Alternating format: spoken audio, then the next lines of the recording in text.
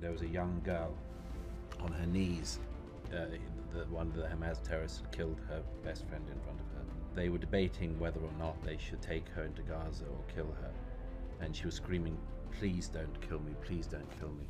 Does any student in America realize that these crazy Hamas terrorists would do it to them? He asks, and I think that, it's important to understand that these students would string up the same people. Those students that are out there protesting, it's a mob. We're lucky to have the police. I think they would take a Jew and kill him in public and kill a Jewish baby. And maybe not quite yet. Maybe it would take a little more whipping people up into a frenzy. But that is what they're supporting. They're out there screaming that it's legitimate resistance, and they support this. And that's what's so astonishing. And the more that we talk about how gruesome and how awful it is, listen, I mean, if you support it, then you want more of that. You want more gruesomeness and more awful, because that's your idea of resistance. And this is so troubling. The point is so well taken. I'm afraid that it would have no impact on those who are trying to whip people into hatred and terrible, terrible, terrible, mob-like, awful behaviors. Imagine that the Nova Party had taken place in New York. Imagine that at 6:30 in the morning, rockets started to land over your head. Imagine within about 20 minutes, big bearded men with machine guns and Kalashnikovs and grenades came and raped your friends in front of you and then killed them in front of you and then came for you next. And in your last moments, that was what you saw. One of the, without getting too gruesome, but let me just perhaps do so for once to hit home the point. One of the people who I interviewed who had been in the Nova Party had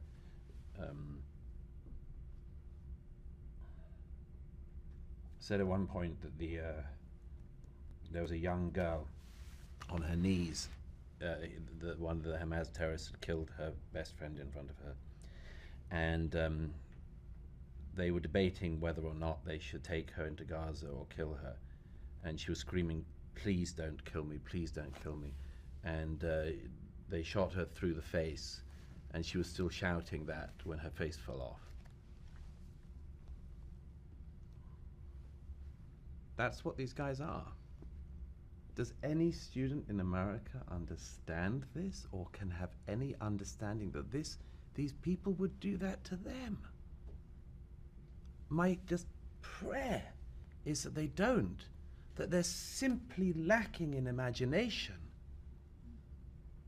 But if this happened to them, and if this happened to them and they, like the Nova survivors, came to New York for an exhibition about the Nova Party, and then they find in the streets of New York outside the exhibit American students and others chanting support for the people who did this to their friends, I don't know how some of these survivors, they're so brave, these young people, to still be going around the world telling their story. When they go around much of the world and they meet people they tell their story to, who are supporting the people who did it. This is a level of human evil I don't think that, human lack of empathy perhaps I can say, that is beyond my comprehension. I just want to say one other thing on that. We have seen something like this before. We saw it in the 60s and 70s when part of the left in Europe decided to take up the cause of the PLO. You know, very interestingly, one of the things about the Entebbe raid that people don't realize is that two of the hijackers were members of the German left. One of them used to live with former Foreign Minister Schröder. And they had decided after World War II there was one thing they wouldn't be, which was they wouldn't be Nazis. And this is quite a good idea. It's a good orienting principle, you know. Don't be Nazis. But I just want to stress that even that isn't enough on its own, not with other moral cause to you, not with other things in your system. Because by the 60s, the PLO and all of those groups, some of the German left fell into that. And one of the things about the Entebbe hijacking, which is not well enough known, is that when the plane was landed in Uganda, the main hijacker, the German leftist, sorted out the passengers, Jews and non-Jews. Jews and non-Jews. Now, it wasn't just Israelis and non-Israelis. They got the American Jews into the line with the other Jews. And there was a man on the plane at Entebbe, one of several people on the plane who was a Holocaust survivor. And as he heard this German left-winger shouting orders to the Jews after the selection process, he showed his tattoo from the camp and said, I had thought that people had changed. And the hijacker has been quoted by several people present as having said to that man, I'm not a Nazi, I'm an idealist. We've seen these people before, but we've seen them off before. I wondered before we go to questions, you've met so many people in your time in Israel. You've talked to survivors, you've gone to jails where terrorists are being held. You've, of course, met with so many political leaders. You shared an image I don't think any of us will ever forget about what happened to the woman on her knees at the Nova Festival, and I think each one of us in this room has different images that we go back to. I wondered if you could give us a different kind of image, because one of the things you talked about when you recently won the Alexander Hamilton Award is you've said that your friends have commented to you that you've changed since October 7th. And the way that you've changed is that you're actually less pessimistic. So give us some reasons that you've left some of that pessimism behind, maybe through some people that you've met. Well, the real thing, is that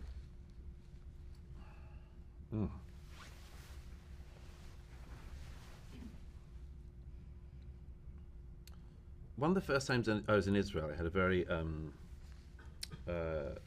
a rather personal feeling. I actually said this before, but there was rocketing in the north, and I hadn't been under any serious bombardment before. I'd seen stuff in Iraq and elsewhere, and I remember coming back from a day in the north where there's been rocketing, as there was again recently in the town of Sfat.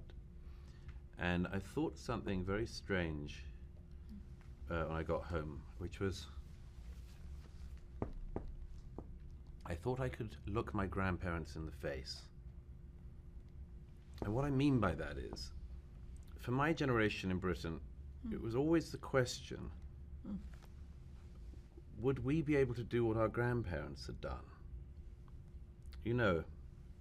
Living through the Blitz in London, night after night, and not losing their faith and not losing their strength. And I used to hear stories of that, terrible stories, when I was growing up, of what that was like. And from those who went and fought, the ones who didn't come back. And in my country of birth, Great Britain, like in America, every country is filled with family stories. My grandmother on my father's side lost her father in the First War and then her brothers in the Second. And always fighting the Germans.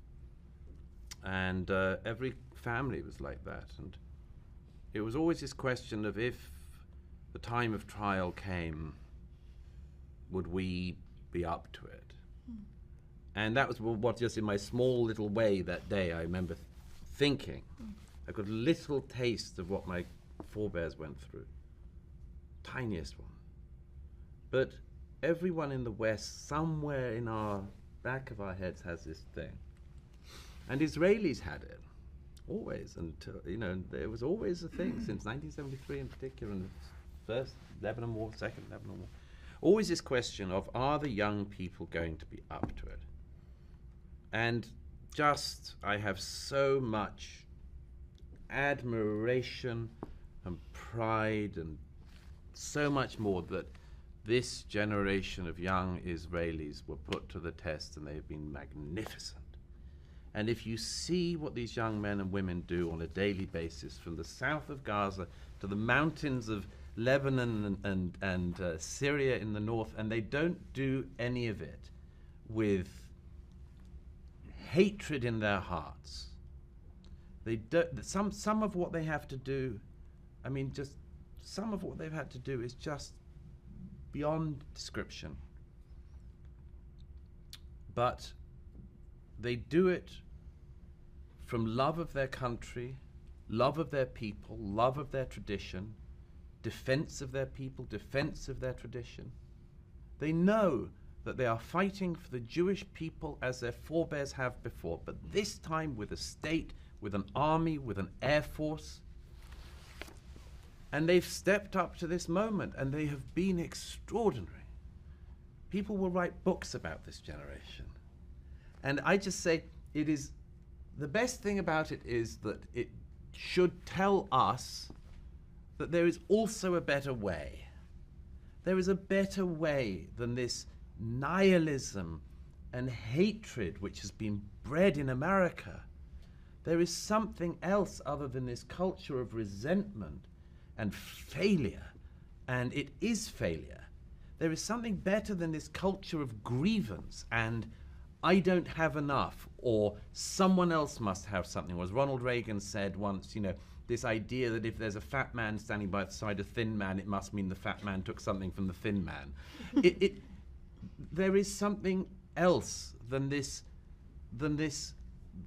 thing that has ended up in the last year being a celebration of a death cult.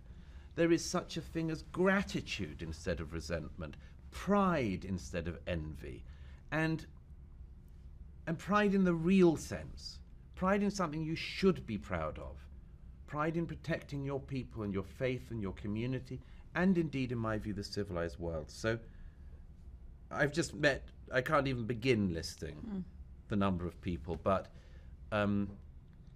anyone who feels down from spending too much time with people in America should come to Israel, and you will see that, among other things, the people who thought that the next generation of Israelis just wanted to party were wrong.